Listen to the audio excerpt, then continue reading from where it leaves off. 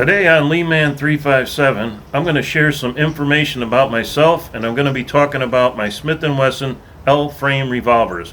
I'm also going to tell a tale about a bank robbery that went south.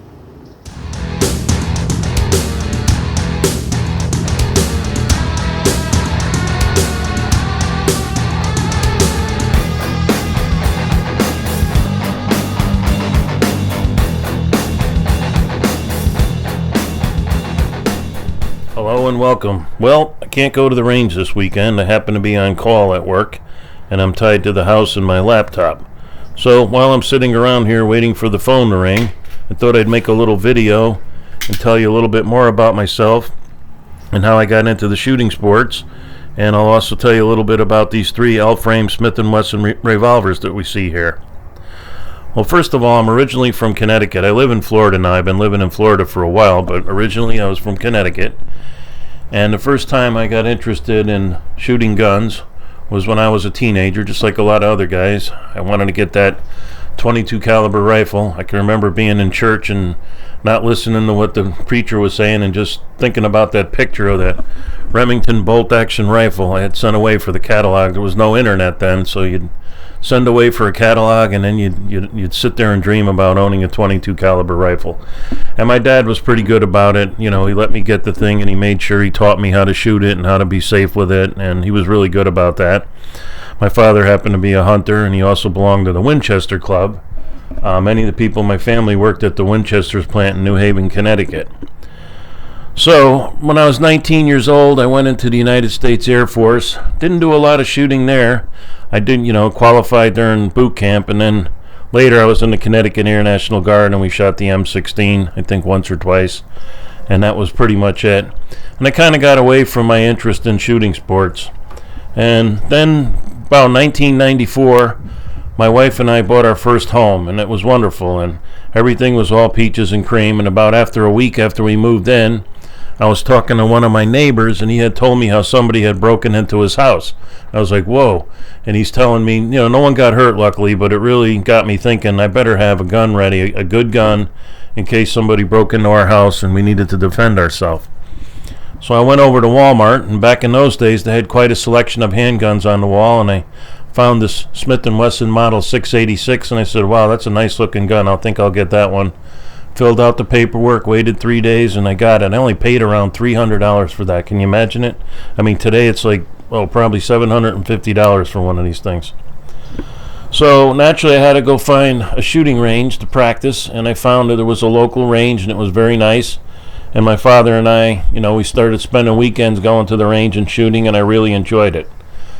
Then a couple months down the road, I went into Walmart, and I happened to see this Model 17-6, and I was like, wow, that's really a nice gun. It's just like my 686, except it's a .22. I mean, shooting .357s was expensive even back then, so I figured I'd get this thing, and it would be an excellent training gun, and I'm really glad I got it. I mean, the quality of this gun is really nice, and it's a nice looking gun, and I've had it for years with no issues whatsoever. So as time marched on, as it often does, I was working for a company, and they started closing down, and I got laid off. I had been there for a few years, and I had to find another job, and I wound up taking a job in Virginia. By this time I was living in Florida, by the way. So I moved to Virginia to take a job, and I secured my handguns, and I locked them up while I was in Virginia. Then I wound up moving back to Florida, and time went on, and I hadn't really gone shooting in a while. And soon it turned into like 10, 15 years, and I developed problems with both my hips, and I had a hip replaced in 2015. And when I had the hip replacement, I was all excited. I figured, I'm going to finally get out of pain here, get this hip taken care of. Well, the operation didn't go quite as well as I thought it would. The first time I stepped on my new hip after I had the surgery, my leg collapsed, and I was like, oh. And then it took like almost a month before I could even lift my leg an inch off the floor. I mean, that doesn't usually happen with people with a hip replacement, but it does happen to some people. And I was kind of in a really bad way. I was having a real long recovery period. But during that time, I started watching YouTube, and I started watching Hitchcock 45, and my interest in shooting sports started sparking again. And I really started taking an interest in it. And, I just watched the videos. So then I looked up where that range was again, and I found out they had moved. and I decided I would go down there, but I was kind of hesitant. I was still limping, and I was kind of hesitant. I was still limping, I was still limping, and was kind of almost afraid to go down there. I don't know why, but I wound up going there. I didn't take my guns with me, but I wound up going and observing, and I was like, yep, I'm going to get back into this. I watched some more Hickok 45 videos, and I just want to take a moment to thank him. If I didn't see his videos, I probably never would have gotten back into shooting sports again. Well, long story short, I started going to the range on a regular basis again, and then I started, looking around, maybe getting another revolver. I really like revolvers, and I noticed that they had the 686 Plus now, the 7-shot, and I thought to myself, this would be an excellent gun to get for home protection. And I got the 2.5-inch barrel. The reason I did that is the state I live in, you're really supposed to have your gun locked up when it's not in your possession, even in your home. Now I know that's a little crazy, so I wanted something that would fit in a small, quick access vault, and that's one of the reasons why I got the 2.5-inch barrel.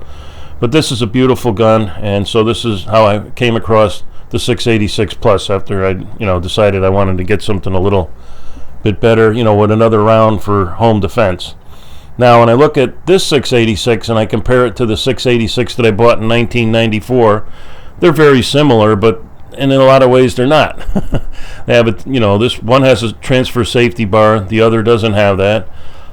It's pretty obvious that the one I bought in 1994, a little bit more attention was paid to detail, and you could tell that there was some handwork done in it, not just all down an assembly line. Everything fits beautifully. It feels real smooth and balanced in the hand. It's a well-made revolver. I just don't think they make them like this anymore. Now, don't get me wrong, the 686 Plus, it's an excellent gun, and I really love this thing. It's just really good. But if I got really nitpicky on it, and if I really look up close, I could see that, the barrel is just ever so off, just a little bit, there's a little bit more of a space, but it's not really noticeable. But I could, if you take a magnifying glass to it, you can see it. But it's still a great gun, and I love it. It's probably my favorite, if maybe second favorite. I guess if I had to pick between the 686 I bought in the 90s or this one, I would probably go with the one I bought in the 90s. But this is a great gun too. I never can make up my mind when somebody asks me which is your favorite gun. It'd have to be one of these two, probably, for sure. So that's the story of how I got back into shooting. I just thought, like I said, I'd make a little video and share a little bit about something about myself. And I wanted to mention, I just wanted to put this in a video. I want to tell a little story. When I got out of the Air Force, I had moved back to Connecticut at the time, and I decided I was going to go to the bank and open up a checking account and a bank account and a checking account, the normal stuff. So I walk up to the local bank, and I'm walking in to have a little, I guess, a foyer there, because it's up north, and I guess they just started having ATM machines, and there's this little walkway where you come in. I'm walking into the bank, and this guy comes walking out of the bank real fast. He bumps right into me, and he just bounces off of me, and he hits the wall, and he lands on the ground. He's like, he's just laying there, and I'm like bending over. I'm like, sir, are you okay? I'm sorry. And I'm like trying to help the guy up. And I notice there's this little bag there, and it like kind of explodes, and this blue powder goes all over the place. Well, suddenly the light went off in my head, and I realized this guy had just robbed the bank. He ran into me, bounced off of me, and hit the ground, and I'm sitting here helping him, pick up his loot. And I'm like, I just stood there, and I looked at the guy, and he looked petrified at me. I thought he thought I was going to hurt him or something. Then I started thinking real quick, I don't know if this guy has a gun. I don't have a gun on me. I'm just going to stand here. I know the money's insured. I watched the guy get up, and he looked petrified, and I noticed he was wearing loafers, like of all things to wear in the wintertime, and it was snowing outside, and the guy, he starts running out the door. The lady from the bank comes yelling at me, go run after that guy, go get him. I'm like, no ma'am. I said, I don't know if he has a gun. He's running across the wet parking lots and onto the grass. He's slipping all over the place with his loafers, and by that time the police were there, and they picked him up like in no time. I guess the reason I always wanted to tell that story, and it's you bring it up because you just never know when you go out to do something really simple, what like open up a bank account or go get some milk at the store. You just never know what might happen to you. Well, anyways, that's a little more information about myself, and just thought I just wanted an excuse to show off these three revolvers I have. Oh, by the way, These aren't the original grips on any of the revolvers. On the Smith & Wesson model 686, I currently have some Altamont, I think it's called Silverback grips, and it's called the Spanish Diamondback, I believe. And on the 17-6, those are also Altamont grips, and it's supposed to be rosewood. It looks more red to me, but that's what I think it's called, a Battleur grip. I'm not sure. I'd have to go back and look that up. And of course, on the 686 Plus, those are the Paul Farrell grips, which I just did a video on. Well, anyways, that's it for me today, folks. Adios, amigos. Have a great day, and we'll talk to you another time.